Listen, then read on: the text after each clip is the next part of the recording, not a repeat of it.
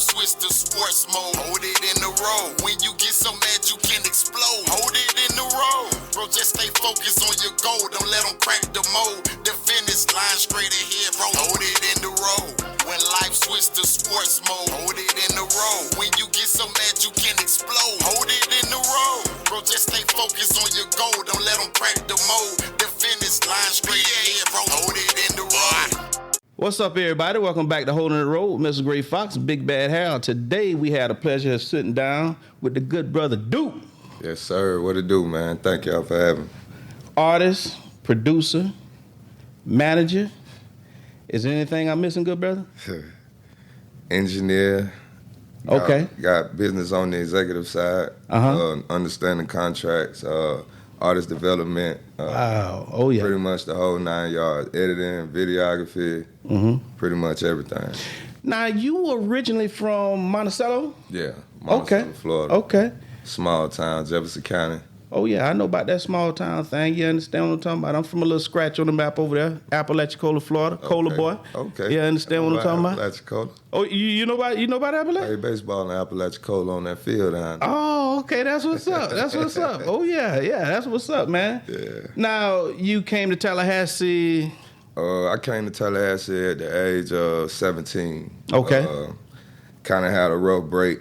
High school, dropped out. Ended up dropping out and leaving Monticello and coming to Tallahassee. Tried to enroll myself in school. I went to Gobby at first. They zoned me for Gobby. They gave me the runaround, so I took myself to Leon. And I ain't even gonna front. Like, honestly, I was young. I was making bad decisions, and the way Leon was set up, I ain't like it. It was just everything was inside. I wasn't used to it. Felt like I was locked in. I was like, man, you know what? I ain't going there. And I ended up ditching school and coming on over here, and that's when everything started. Okay. That's when the music started? That's when the inspiration, the vision, that's when that came to light? Honestly, music always been a part of me. Music was, I was more in love with music during the time when I was in Monticello. It was like, when I left Monticello, I was departing away from music at that point, honestly. You know what I mean? I was venturing out to other stuff, the streets, and getting caught up in the money and stuff like that because I had my dream was kind of shattered. You know what I mean? At one point, you know, by just I wasn't able to put the money into it when I was younger. You know what I mean? And I had older cats that were able. And once they saw the buzz that was created, you know, they took their money and they invested, and they kind of overshadowed me for a minute. So that part of the reason why I'm like, you know what? Let me just book, and I left, and I ended up coming to Tallahassee. The dream was music. Always. Okay, that's what's up. Now, I gotta ask you this question right here, bro. And I'm gonna give you Pac and Biggie. Okay. Top 5 MCs. Top 5 MCs. My first gonna be Big Daddy Kane. Oh Lord, have mercy. That Kane gonna be the first on that list. Hey, I don't mean to interrupt, bro, but hey, I got to give you props on that. Because as a jit, you understand what I'm saying? Kane was my favorite. For sure. Keep going, good brother. Of course, like I said, Kane gonna be number 1. I'll take KRS as number 2. Okay. Then after KRS, that's a battle right there. After KRS, I'll probably go Pop. Well, we done gave you Pac, man. Right, but top 5. Oh, so you gonna put KRS above Pac? Yeah. Okay. Yeah. It would be Kane, KRS, Pop, Biggie, and then I'll go with Jay-Z. Okay. All right. That's what's up. That's a unique list. Even though we gave you Pac and Biggie, you still had to put them up in there. Okay. Correct. All right, bro. Correct. So now you came to Tallahassee. When did you go to ATL? I ended up going to Atlanta in 2015. It was after my release from prison. Okay. I went and did a stretch in prison, sat down. I was gone for probably like 5 years. Okay. And I got out. When I got out, came back to the city. Of course, the old life was there. It was waiting for me. It was yelling, screaming at me. Yeah. And I'm fighting inside. I got out August the 1st. My son's birthday was October the 1st. Okay. So, of course, I had to make stuff happen and this and that. And I stressed myself out to get a job, end up getting a job. Mm-hmm. But I always told myself, I was like, man, it's just time for me to go. It's just time for me to go. I kept feeling like that. And one day I ended up getting a phone call from one of my buddies that I talked into leaving the city because he was, having a hard time here. So I kind of encouraged him, just go, man, try something new. One day I got a phone call from him. And, I had already been watching him on social media and seeing how he doing so much better and da-da-da-da-da. Mm-hmm. So once we had the phone call, he was like, man, man, you probably need to come up here. Mm-hmm. I'm like, yeah. He like, yeah, I'm up here with Leo. And this was the guy that I opened up my home to like years ago. Mm-hmm. So when he told me that, I'm like, man, you know what? I thought about it. I'm like, I'm going to call him and I'm going to see what's up. Mm-hmm. So I made the phone call, called my partner. When I talked to him, he was like, man, listen, man, bro, you already know what time it is, bro. Mm-hmm. All you got to do is come. So right then, I made the decision. I'm going to put in my 2-week notice. I was working at North Florida Asphalt doing road work out here. Okay. And I put in that 2 weeks notice. I packed everything and I left. I ain't tell nobody what I was doing. I ain't tell nobody where I was going. I just left. I ain't know what I was about to do, what I was about to get into. I just know I had to do it. Mm. Now, what was that experience like when you went up that A10, and how long was you up there? Oh, man. The experience, it was amazing. Like, first getting to Atlanta, looking at it from my perspective, being who I am, the things I know, and the stuff I've been entangled with, like, when I first got there, it was like a flashback to the 90s in my mind because I hadn't seen so many people, black people anyway, right, hanging out and just at gas stations everywhere and in the hoods, everybody everywhere. I mean, they walking and it looked like it's almost just over infested with people. Like I hadn't seen that in so long, so that when I went and I saw it, it was like, is it really like this? Like what?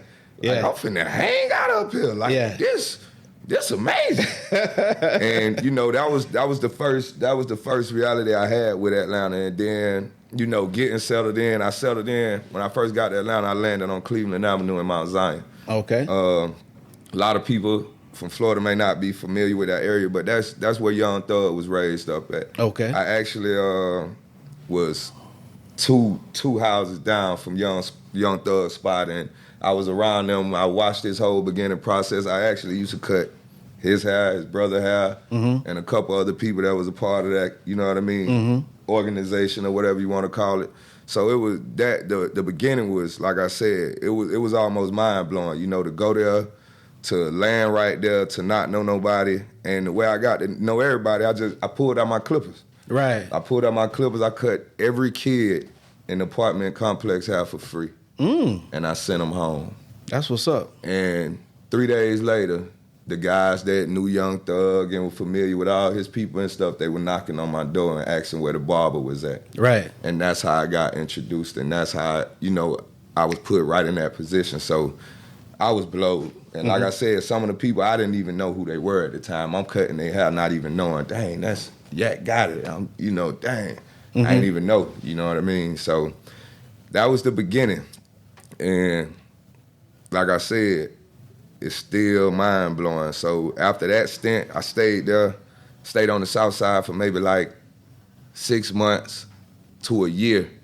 And believe it or not, it was crazy because the partners that I went out there with, when I first got there, of course, everything going great, everything going smooth. My partners got 2 jobs, da-da-da-da.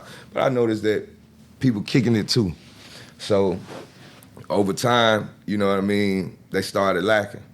And here it is. I done came from Florida, not to mention God blessed me to not have to even leave the community to go look for a shop to work in. He sent somebody to me. Right. A brother, R.I.P. Cedric Moore. I got to say his name because he opened up the door for me in Atlanta. He pulled up on me, man, and when he found out I was there, he knew my history from here with the Clippers and what I can do. And he pulled right up on me, man, and he gave me an address. He told me, because he asked me where I wanted to be. I told him I came to change. I ain't looking for the same stuff. Right. And when I told him that, he respected it. He said, I got the perfect place for you. I ain't going to put you over here. I ain't going to put you over here. I'm gonna put you out here. Mm-hmm. And it was with another brother from Florida. Mm-hmm. So, CJ. So, once I got connected with that, that's when I started my working, you know, and I was able to get out there and start making some money and interact with the people. Mm-hmm. And at the same time, spread myself around and let people know who I am and what I'm out there to do as far as the music go. Right. Yeah. So, the music. Yeah. You went from the barber, and now you're in the studio. You know what I mean? What did you what was that experience like, working with the artists from, Atlanta, you know what I mean? That area. You know what I mean? What was that experience like working with those artists and, coming from the country, right. You know what I mean? Right. And now you working with people, hey, look here, man, it's serious business up here. You understand what I'm saying? Right. And you get to feel that real grind of how, you know what I'm saying? Hey, look here, man, these brothers up here really trying to get it. Right. Honestly, man, it was motivating. You know what I mean? Like, all right, the whole barbering thing, right? Barbering is always something I did, something I love, just like music. So it's like, it ain't never worked. Barbering is a gateway to the community. It also gives me a platform in which to speak to people. Oh, yeah. Interact with people and let them know what I'm doing. Mm-hmm. So it's like, I took one to build the other. But both build each other, if you understand what I'm saying. Because it's like, a lot of people don't understand how to profit out their music without signing a big deal and this and that. Well, I take my music and I allow my music to grab people as far as my barbering go. You see what I'm saying? Because you get a lot of people that, all right, they might see me cut hair, but they ain't know I do music. So when they see me doing music and that's an interest that they have, now he'll come and sit in my chair for a haircut just because he want to talk music. Right. So I'm already using the music, the profit off of it. You see what I'm saying? And going up there and, like, me personally, I always been versatile. I always went outside the box with music. I never been no one genre. I like country. I like alternative. I like pop. I like techno. I like gospel. I like music. Right. So when I went up there, it was like being around that atmosphere in a different culture like that. Like I said, for one, it motivated me because I seen so many people that looked like me that was searching and seeking and doing the same thing I was doing, trying to get where I was going. And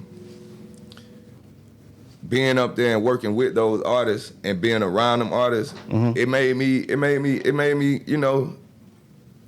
put a little into what I was doing if I had to say. Cause like, man, listen, I've been around them guys, man, and them guys working. You know what I mean? They work, and that's one thing that I liked about the city and being around them, that city don't sleep. There's always an opportunity to work. It's always an opportunity to network and grow. And they took me right in. When I first went, man, I was doing showcase after showcase, and I went up there definitely with that Florida boy stuff. I ain't even gonna front, man. I thank God that I'm still here. You know what I mean? As far as like, cause Atlanta get real gruesome, man. I've heard. You can get up out of here for real. Right. But for me to be able to go out there and, go in spirit, like, man, I was standing on everything I was saying. I had a cameraman running around with me everywhere I went. And I was letting people know who I was and what I stood on. If I went to a venue and the venue didn't, supply everything that they said and everybody wasn't gonna be there, I spoke on it. I mean, I was real vocal out there. But it was for the right reason. It was with right intent and people accepted it. Like, I got a lot of attention right out the gate by being that way, by being myself, really. Right.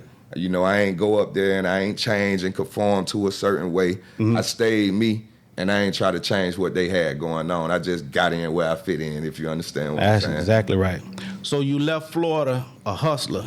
Yeah. You come back a more polished artist, and you gained all these skills from networking, and you acquired more. Yeah. What motivated you to come back to Tallahassee? Oh, man. That's a question I wasn't even ready for. Nah, for real. Honestly, man, I couldn't even tell you if I wanted to. Oh, yeah? That's truth. Like, I knew I was going up there to do what I was going to do, right? Mm-hmm. My plan was different. Mm-hmm. You see what I'm saying? My plan was different. Mm-hmm. If I had it my way, I probably wouldn't be doing this interview right now. You'd still be up there? I would be doing something different probably, yeah. That's what's up. So it's like me coming back to Florida, it was just me moving off energy and more like spirit than anything. Cause like I can't explain to nobody why I decided to pack up and really leave. Okay. I can't tell myself that. I can say that, you know, when I left, upon me getting back, like I ain't tell no, the same way I left Florida is the same way I left Georgia. Mm-hmm. Meaning I ain't speak to nobody, I ain't tell nobody nothing. I packed my stuff and I left like a thief in the night. So even coming home, didn't nobody know I was coming here. Right. And I called my brother the next morning and he pulled up on me. He was like, dang, you back? He pulled up on me. Cause I ain't even go to family. You know what I mean? I went outside of family, even situating myself back here. And he pulled up on me, man, and we was sitting there on the couch, and he was like, man, bro, God answer my prayer. And it was funny, cause if you know my brother, anybody know my brother know this joker here ain't sensitive. He ain't talking like this. So when he said this, it already had my ears itching like, man, what this dude on, man? God answer his prayer. He trying to be funny or something. So when he said that, I was like, oh, yeah? He was like, yeah, I called Mika and told her that God answered my prayers. And Mika is his wife. And she was like, what you talking about? He said, that's what she asked me. And he was like, God sent my brother home. You know, I just been asking God to let my brother come home. If I had to say why I'm here, that's the only thing I can tell you. That's exactly what's up. I don't know nothing else. Now, with the acquired knowledge, skill set, mindset, what's the mission now that you're back in Tallahassee? Oh, man. Definitely on the mission. The mission is to give Tallahassee the opportunity to grow in the industry from all perspectives. You know, we definitely have a great city, a beautiful city, you know, and we got a lot of talented people here. Oh, yeah. We got a lot of youth, you know, that need direction. And I figure, you know, if we start them young, getting them in, if they're in the entertainment, you know, getting them involved early, start small internship programs to where if they, you know, succeed in school, the kids that's interested, we have companies set up that can dedicate X amount of hours to commit to those kids to ensure that they have the skill set so that going forward they can already be established and equipped with what they need. Also, you know, more than anything, like bringing back community, you know. I remember being in Tallahassee back when the community was everything. You know, 4th Avenue Park, Southside Park, Tom Brown Park, you know what I mean? Just the community. And it really was a community that was kept together by music culture. You know, you had Total Chaos, and you had MBZ, and you had Nappy Heads, and you had the 211 Boys, and you had all these people that just kept this city feeling like a party. Like we had a reason to believe, we had a reason to get up and come outside. You know, we kept the cars watched because we was coming through, you know, we going through the park, the barbecue grill smoking, and the kids out. That was the thing. Not the grown folk, you know what I mean? That ain't what I'm, you know, looking at. I'm looking at the kids. I remember being that kid out there while they were doing what they were doing. It was all peaceful. It was all safe, and everybody enjoyed it. Everybody, you know, had the opportunity to come out and not even have to spend no money. Just come out and enjoy yourself, you know what I mean? So just bringing that whole vibe back to the city. Also, trying to link different business owners together to build and bridge gaps, you know what I mean? Because it's one thing to have a business, but it's another thing to grow a business. And the way you grow a business is by connecting with other businesses and staying in the loop. You know what I mean? So that's another perspective that I'm bringing to it.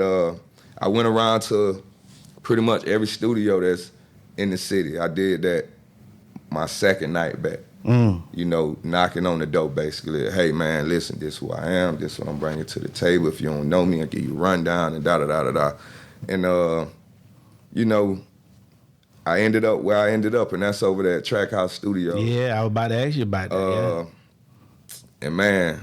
Real. Yeah. PA. Yeah. Cap City, PA, man. Oh, yeah. And, you know, we got history. Me and Rel go back, you know, way back. We shared a lot of conversation like, dang, man, it's crazy. Yeah. And believe it or not, everybody that's a part of the situation, I got some type of history with them. Walking in there, the youth that's a part of the team, man, they motivated. They highly motivated. Of course, I know y'all seen that. Yeah. And I mean, man, just walking in there was everything, because Trak House is a blessed situation, man. Believe it or not, going in there, just seeing the level that they were already on before I came in there and sitting back and just watching them, you know what I mean? It motivated me even more. Oh, yeah. You know, for the whole opportunity and everything, because it's like, dang. Yeah. Now we can just nip this and nip that and da-da-da-da. Nah, this can work. Oh, yeah. You know what I mean? So it's like, you know, that's my whole goal and mission in the city, man, to come back, bring life, bring light, see if we can reestablish our communities, not just even on the sense of getting out there and, you know, holding functions, but actually bringing it together, man. Each one teach one, knocking on doors. Even if we ain't doing them, I'm gonna walk around and say, how y'all doing today? You know what I mean? We just want to make our presence known as people, let people know that we got positive stuff that we trying to do. We ain't just out here trying to make music and tear up a city. And, you know what I mean? It's more to it, man. Yeah. You mentioned Trak House, man. Let me tell you something. I seen it. Me and my dog, you understand? For one, Real PA, good brother. Great Shampoo, brother. You understand what I'm saying? Good brother. You know what I mean? Supporting, motivating, you know what I'm saying? Like you say, some right direction. You understand what I'm saying? Some good ideas. It's so much talent that's over there that, you know, and like you say, these young brothers, they motivated. Yeah. You understand what I'm talking about? When it comes down to artists, what are you looking for in an artist? You understand what I'm saying? That they help coach it out of them. You understand what I'm saying? What do they have to have in order for you to step in and say, okay, I got you? You understand what I'm saying? For me, I'm gonna be honest. I'm real tough. I'm real tough on artists. I'm real tough on artists because now the standard that the industry has placed on being an artist is so low. You see what I'm saying? So I'm gonna be honest, like, I'm working with a few right now, and I wish they were here and they can answer that question. But nah, man, the first thing I expect is for you to understand what it is to be an artist. And in order to be an artist, that means that you have to be able to transform and adapt to any room, situation, crowd. You have to somewhat be a chameleon. You got to know how to be whatever you got to be in that moment. Dang, oh yes, oh yeah. That's the first thing I'm looking for. And if you lacking that, a lot of times it's hard to create artistry inside of someone that's not an artist. It ain't there. When it's not there. It's nothing to tap. Bingo. It's nothing. If you have nothing there, then it's almost unfixable, unrepairable. But it can be. That's the first thing, though. Artistry. Secondly, your motivation. Are you working? Are you outworking me? That's the thing. And we just talked about the number of hours you just spent in the studio. 46. Man. No sleep. No sleep. 46, no sleep. I took a 6, and I was right back in there for 15. Yeah. Grinding. And you got to be able to work like that. Like one thing about it is, it's a lot of levels to life. Myself, I live in a different realm when it comes to certain things. And one of the things I look at is energy. Okay, yeah. Energy. I'm an energy person. I'm a big energy person. I don't believe that it's, the food that give me the energy. I believe that energy is something absorbed. I believe that this conversation is energy. Me talking to you, we ain't passing words, we passing energy. So when it comes to the work ethic and the long hours, it's the energy that I'm being fed just by sitting there doing what I love to do. It keeps me up. I don't get tired. I feel you. You know what I mean? I'm not hungry. Right. It's that fasting, if you know what I mean. When you allow yourself to be empty of a whole lot of stuff so you can be full of what you want to be full of. So it's like the long hours, like I'm so used to it. Like when I went to Atlanta not knowing.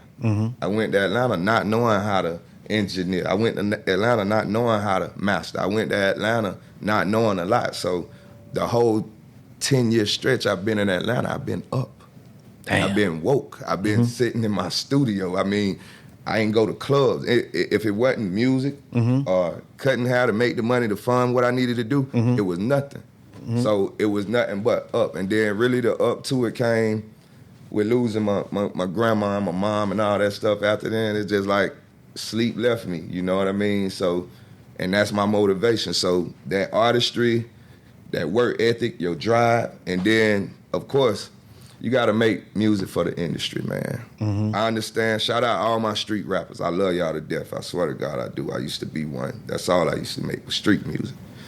But you got to make music for the industry. Okay. As an artist, I mean, you can make a song for the street, right? That one guy buy it, right? He promote it, he push it, he market it. Then we don't hear from you in the next 30 years.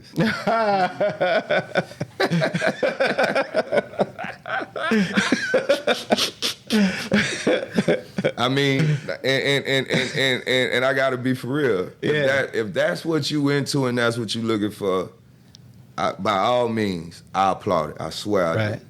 But at the end of the day, I don't think that's the goal to nobody, that's coming in the game to actually just one and done it. Right. You know what I mean? Yeah. I think everybody ideal of their career is bigger than a one and done. Yeah, an actual career. Right. Yeah, understand what I'm saying? Yeah. So that would be those top three things, man. Your artistry, are you an artist? Are you outworking me? And then are you creating industry music, man? Like, if you can't do those three, I can't work with you. That kind of cleans something up because, we had a conversation the other night at Chisel the Showcase, which was wonderful. Great showcase. Yeah, I understand what I'm saying? Showcase. Wonderful. Hey, shout out Tallahassee, man. Shout out Goldie Sound. Listen, man, that was a great first experience and first event for me, being back in the city, man. I got to see a lot of people I ain't seen in years. Just to touch the hands of all those people and see everybody on one accord. Yeah. Man, it was amazing. It really just, to me, seeing that, it was a foreseeing of everything that's to come. Yeah. You know what that I mean? potential, those possibilities, It was a success. Oh, yeah. Let me tell you something. And what really intrigued me was the artist that you spoke of, you know what I mean, that you've seen a lot of potential in. I'm like, you know what, now, which he did have a wonderful performance. You understand what I'm saying? And he performed. I'm like, okay, yeah, that's different. Huh? Buckle. Is his name Buckle? Bulletproof. That's Bulletproof. Oh, yeah. Shout out Bulletproof, man. Yeah, out of Crawfordville. Ain't Bulletproof out of Crawfordville? Man, yeah. Bulletproof. Yeah, Bulletproof, man. It was a few artists in there, man. Bulletproof, definitely. His presence, his delivery, right? His showmanship, artistry, of course, man. Just when I heard the record, Come On, I already knew it was gonna be something good. And when he got into the hook, I knew it was a hit. Yeah. Nah, the record, that one record he did about the streets and da. Nah, that record is a smash, and salute to him for that. And then it was like my other guys. Actually, what's the DMB? BMB. BMB. Yeah. BMB. Them young guys, man. Another great, talented group of guys. I actually watched them grow up as kids. That's what's crazy. When I knew them, they wasn't even rapping. So when I first got wind of them and got to see them, it was like, Yeah. oh yeah, Stage presence. Yeah. Crowd control. Yes. You understand what I'm saying? I mean, they got it. Yeah. You know what I mean? Yes. Call and response. yes. You And I understand? love. That's what I was about to say too. That I like about the way they move. Their synergy is all matched. They all work off of each other. They all work together. Yeah. They complement each other's Yeah. style. Yeah. And I definitely will say, yeah, they were one of the top, Yeah. groups in that place. Let me tell you something. I seen so much because I hadn't been out so long, and I told Bravo, shout out Don Bravo. I told him, I say, look here, man, this far exceeded my expectations. I'm talking about by far. The first performer, the young lady, I can't think of her name. Rose with Not Rose. Rose was off the chain too now. Sydney Jasmine? Okay, yeah, Sydney Jasmine. Let me tell you something. The amount of courage and professionalism to start off a show and get out there and do your thing. Like it's a gazillion people out there. Let me know right there, hey, you got something. It's in you. For sure. You understand what I'm saying? It's in you. Now, like I say, getting with the right people, being in the right rooms, you know what I mean? For sure. Working with the right folks, you going to the moon. Same way with Rose. And like you say, the people that perform and all the other people. I seen people in there performing. Right. Now, you may be a great writer and you can match words and you can come with the metaphors and all this other good stuff, but can you perform? You understand what I'm saying? Perform? The lights are on you. That part. I done paid money. Like my dog say, I done paid my $38.50. For real. You understand what I'm saying? I wanna see a performance. Correct. I don't want to admire your jewelry and all this right here. Man, come out here and perform. And it's a lot of people that broke or that do still break mainstream right now, right? And you see them, and then you wonder, well, dang, they got good records. They make great songs. I hear them on the radio all the time. Yeah. But I never see them in a show. And a lot of people never ask themselves, well, why don't I see these people? Well, now you know your answer. Yeah. The answer is that a lot of artists just can't perform. They're not good in performance at all. Some of them just got the stage fright of getting in front of people. They lock up. Some of them brain fart. They get up there and completely forget all the words and they did the song 20 years ago. And it's a whole collective energy of stuff that comes into play when you in them situations. Like, you got to have all that stuff on board. Like, you got to be ready to go. You got to be ready. You got to understand, for one, you can't wait until they say you a star to begin to act like a star, perform like a star, think like a star, speak like a star. Exactly. You got to be a star. Right. You know what I mean? And until you get that concept in mind, a lot of stuff gonna be limited to you because you're limiting yourself in your mind already. How you gonna, have star power, but you thinking on street level? You know what I mean? You gotta think star power to be on a star level. You know what I mean? So yeah, when it comes to performances, getting out there and doing it and being able to do it, you got to be able to do it. Right. That show, I'm like, you know what? This. I don't see how anybody could walk away from this show and be like, man, that wasn't a good show. Man, listen. That show would have been good on any level. Videographers was there. We had artists there. Promoters there. Producers there. Right. I mean, yeah. For anybody that's trying to be a part of the music culture and what's going on here in the city, that would have been a great opportunity just to go and shake hands. Oh, yeah. Just to, say, hey, this is me and I'm here. You know what I mean? Because like I said, it was like a family reunion for me. I'm going there, and then what's so crazy, like I said, I went through every studio out here. I went through everybody's situation. I know who's working with who and da-da. So when I get there too, to be able to see some of these people and they like, dang, yeah, bro. Yeah, you came through our studio. Oh, so this what you know, and it's just linking everything up, man. You know what I mean? And that's why it's important to be a part of those type of events. Shout out Chilza again. Go Sound, shout y'all out. Everybody that was a part of that situation, because those situations are the type of situations that we got to continue to make happen. And also make them grow a little bit. Oh, yeah. We're going to move out of the studios and start doing it at the Moon like they used to back in the day. Right. You know, we're going to hold those type of conferences, those type of situations, because, you know, it's all business, man. And when funding is there, people will fund the right situation, man.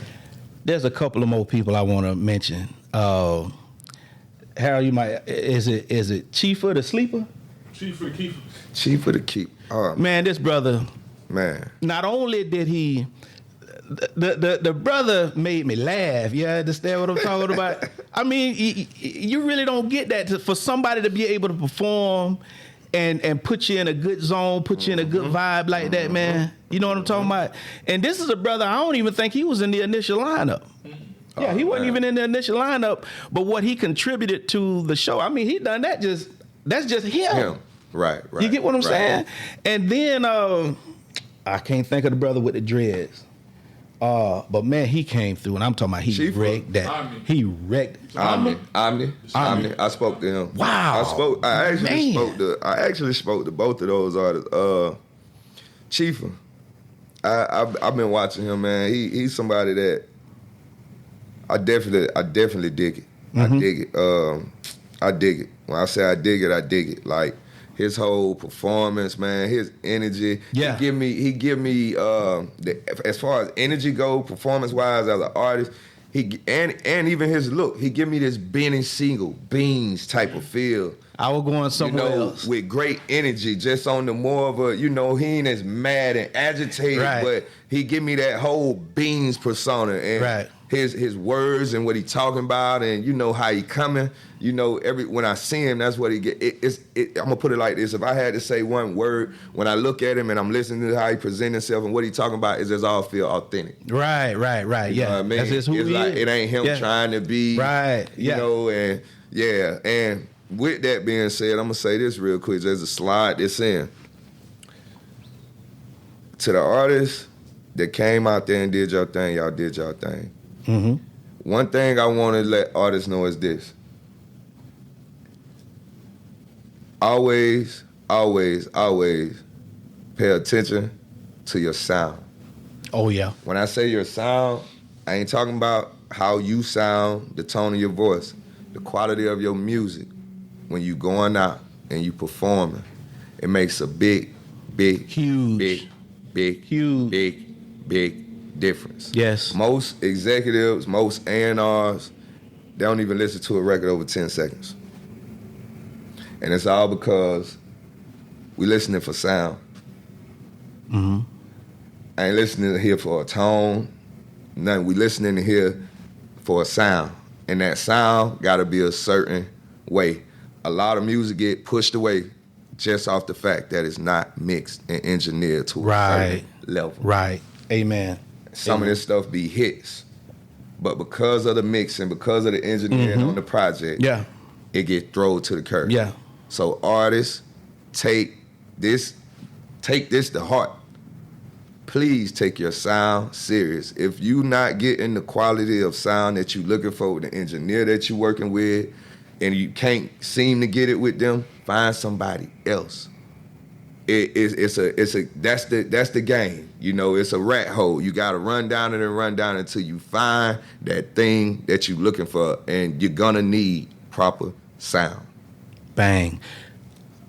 One thing with that, because I promise you, I was just thinking about that same thing before I came up here.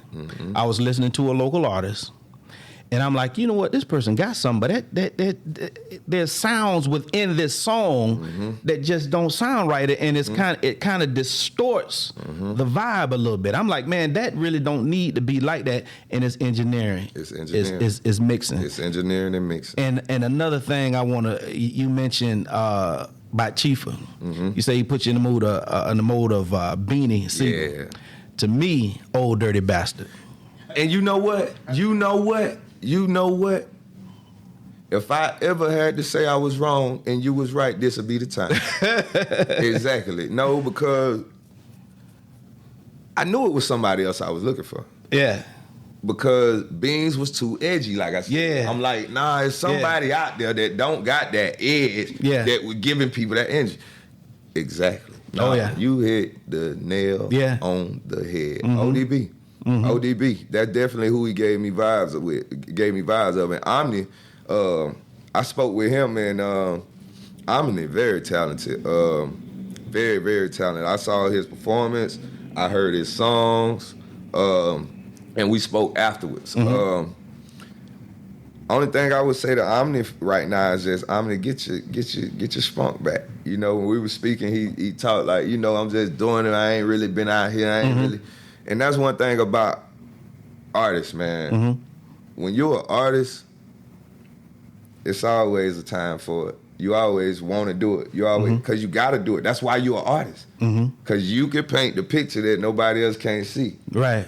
You know what I mean? That's what makes you an artist. And a lot of artists, you know, we put our brushes up, you know what I mean? And we get away from the canvas, you know what I mean? Not knowing that we doing a disadvantage to somebody. You know what I mean? Because somebody needed to see your painting, man. Right. So, you know what I mean? Omni, let's go, man. Get back on your mission, man.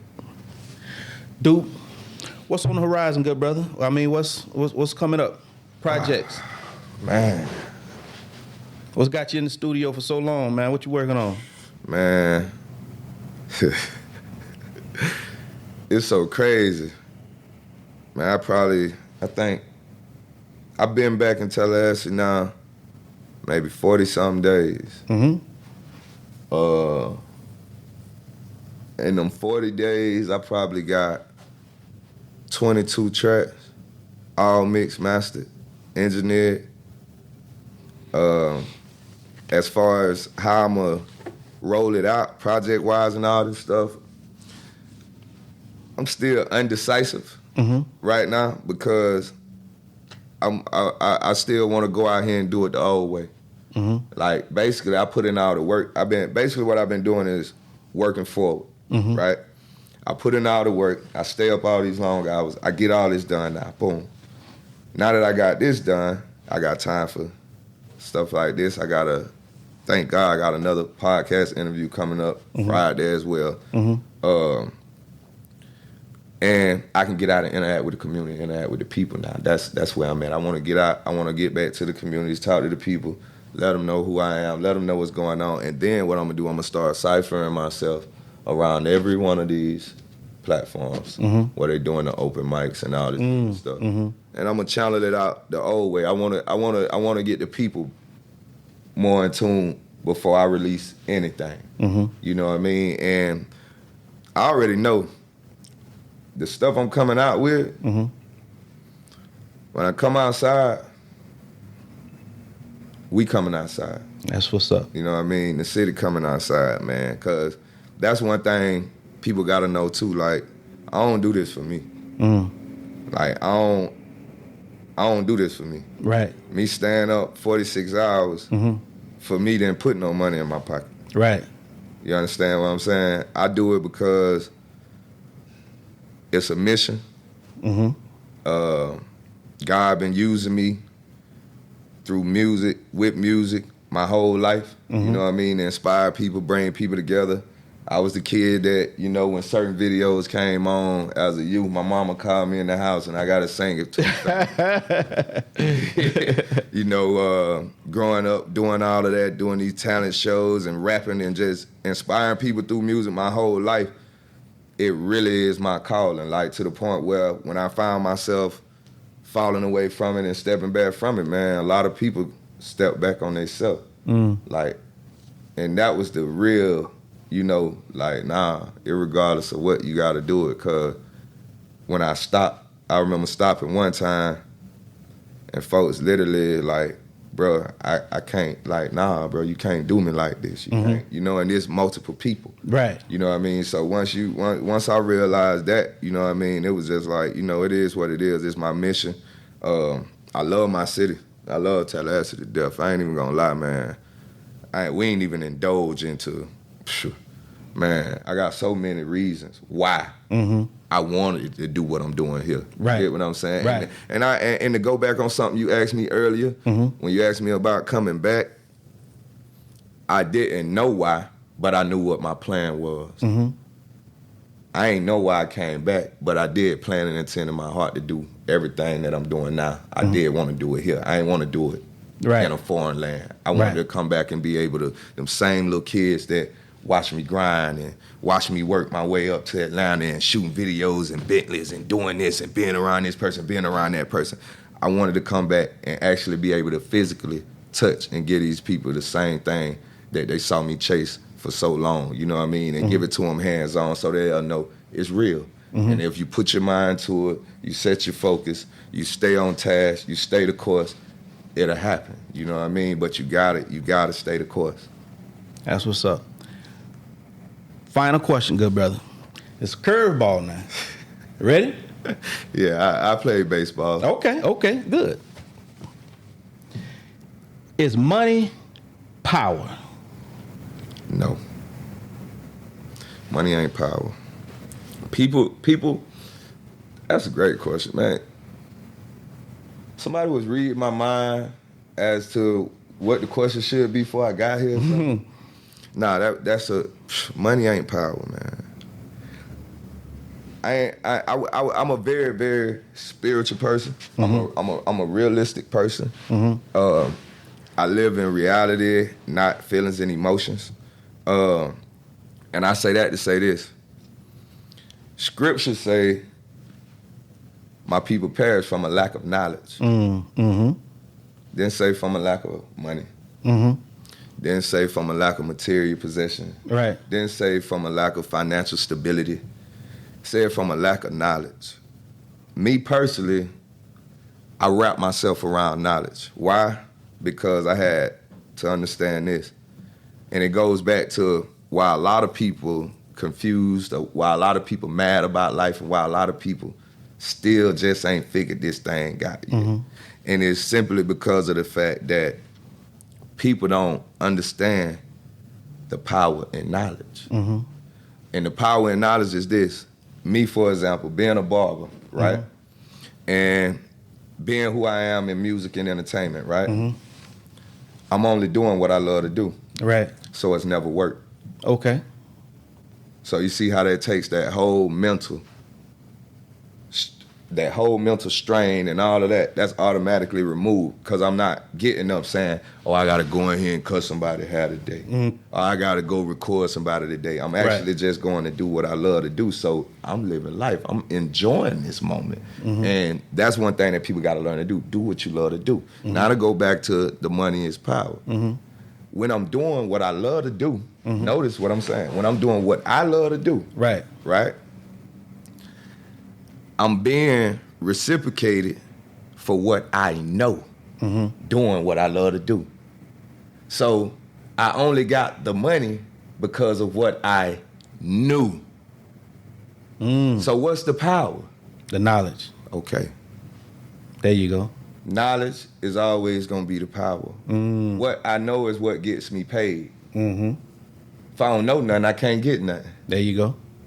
So I'll never put money is power.